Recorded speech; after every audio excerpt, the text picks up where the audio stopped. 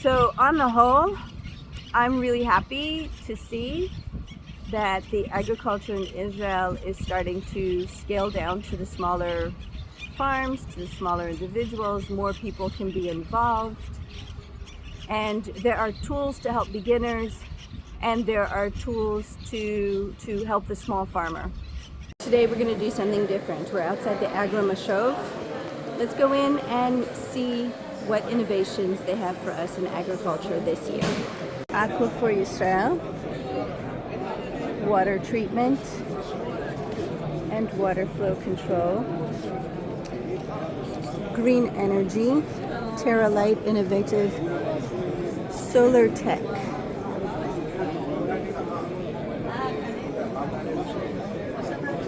Pickaxe.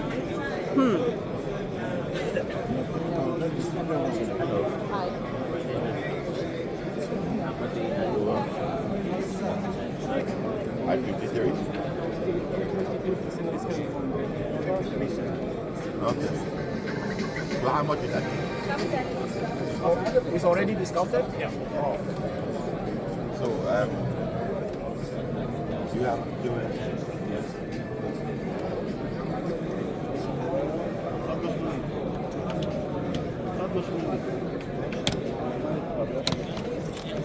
That's interesting.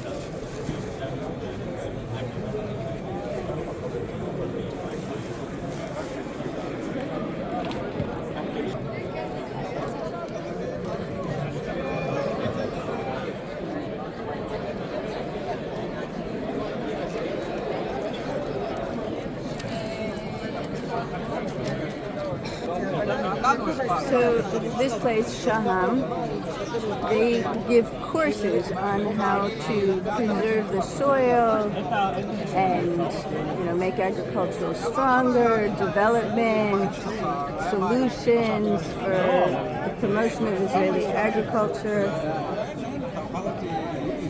water, fertility, damages. These are examples of beetles that were brought into the country from illegal fruits and illegal trees that completely wiped out two industries, the fig industry and the date industry in certain areas.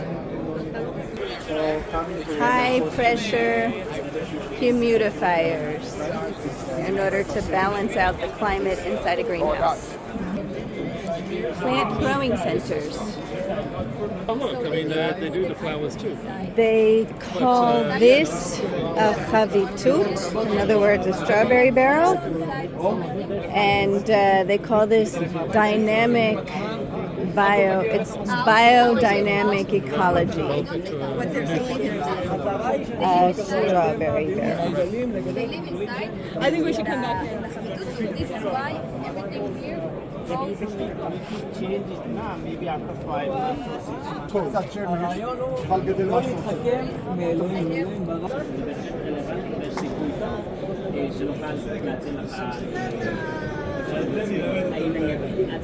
What's interesting is that the Netherlands is one of the countries that grows the most amount of food worldwide in such a small space.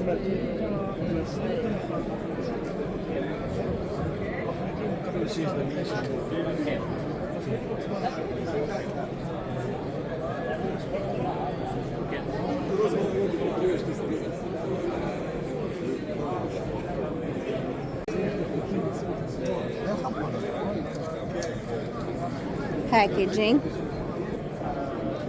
computers and sensors for water, soil analysis,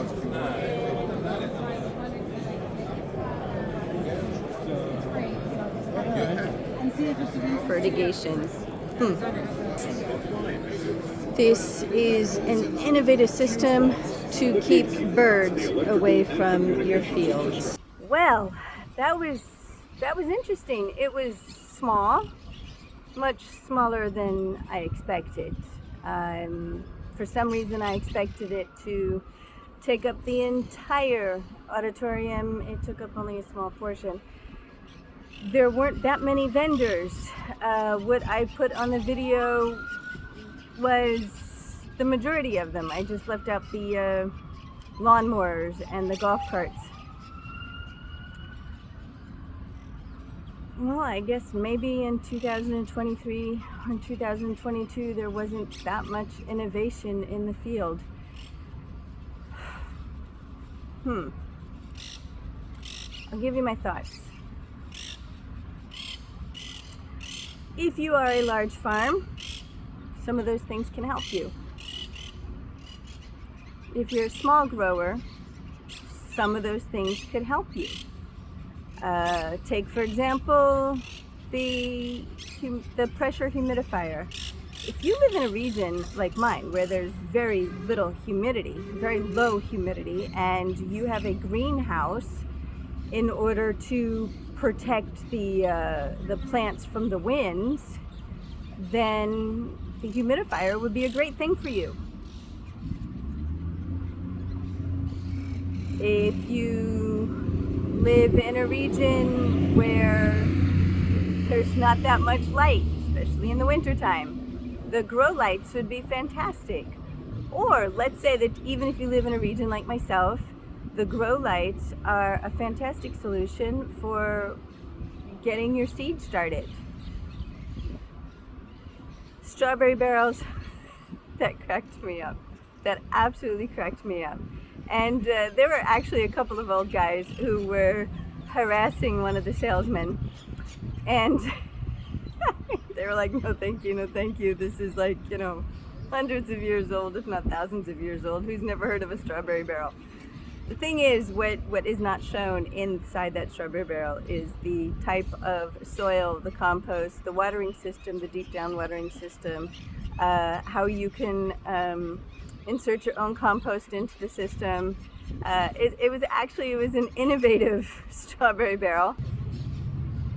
There were a few things like packaging and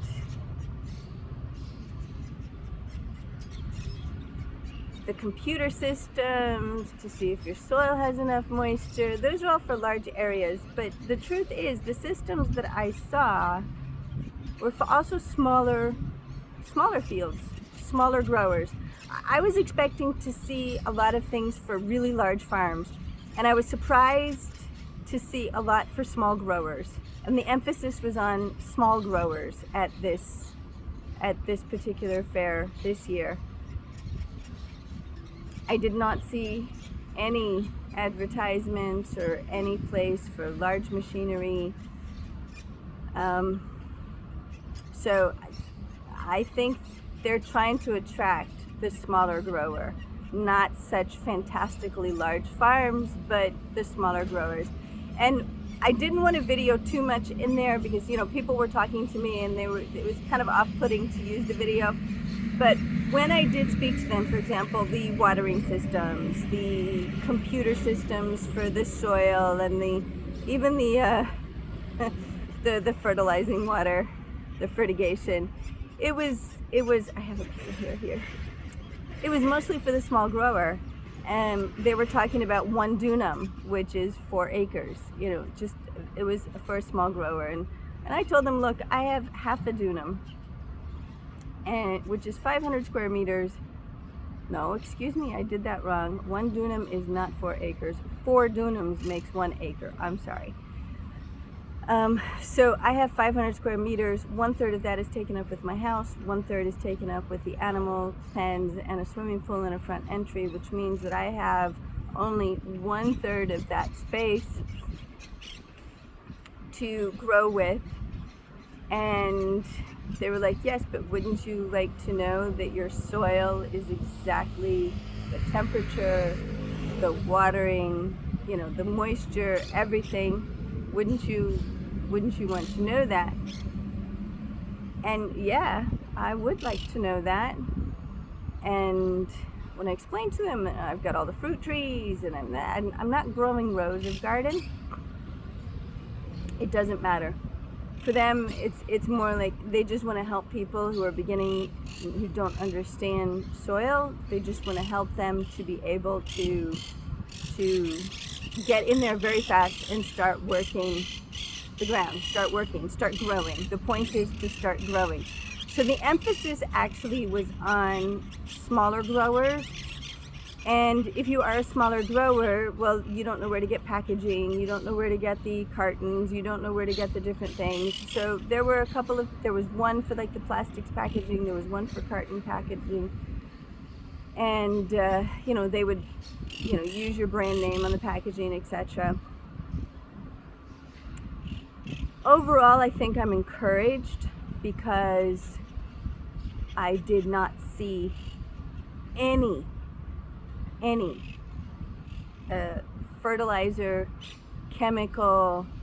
I saw in there everything that works with the soil, how to build good soil. It's talking about good insects, bad insects, how to manage. I just want to interject here. This was actually put out by CleanTech. So it kind of makes sense that they wouldn't have any chemical pesticides, fertilizers, etc., because it's clean technology. And I get the feeling that it was really more natural based. They had the Netherlands booth, right? So the Netherlands is fantastic. They've just got miles and miles and miles of greenhouses, and they grow very good quality fruit and vegetables for the European market. And they're a good example of what you can do in a very, very small space. They weren't trying to sell anything in that booth. I mean, literally, they were selling nothing. You just had two people there, and they had the brochures talking about how the Netherlands is really good at producing a lot in a small space. It was more an advertisement for how much you can grow in a small space. So I have these hairs, the wind that keeps blowing these small hairs onto my face. So I think the emphasis is changing because 10 years ago I went to this fair, an agricultural fair, and it was all about expansion, it was all about the sprays, it was all about the watering systems, it was all about the machinery, it was all about big industry. And this one's name is called Agromashov.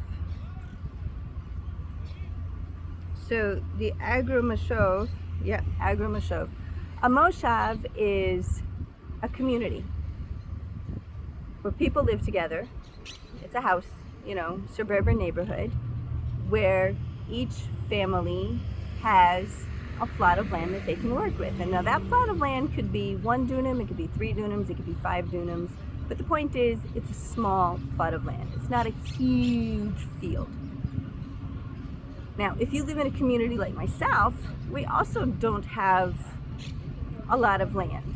But for example, I was renting land. So I could have used on my farm, on the land that I rented, I could have used the watering system, the soil measurement. I could have used the hydration system, the water pipes, and the computer that would test the soil and how much water, etc. I could have used even the pressure humidifier, not in the daytime, but let's say I could have operated it at nighttime. I could have used the soil testing. I could have used there's so many different things that I could have used in there. I probably could have used, if I was interested in a market garden on my land, I could have easily used 5 or 6 of those booths, very, very easily. Another thing I noticed is the prices were not terribly expensive. It was affordable. For somebody who has a farm, wants to grow food, it was affordable, absolutely affordable. So on the whole, I'm really happy to see that the agriculture in Israel is starting to scale down to the smaller farms, to the smaller individuals. More people can be involved. And there are tools to help beginners, and there are tools to help the small farmer. So many times on YouTube we hear of homesteaders complaining, oh, you know, they're trying to squeeze out the small guys. Well, here in Israel, I don't see that at all. Here in Israel, I see where they're trying to encourage the smaller guys. They're trying to encourage us to be more active and to grow more and to provide more for the public. So I was happy to see that. I was quite happy to see that. I'm here in Tel Aviv at the Expo Center.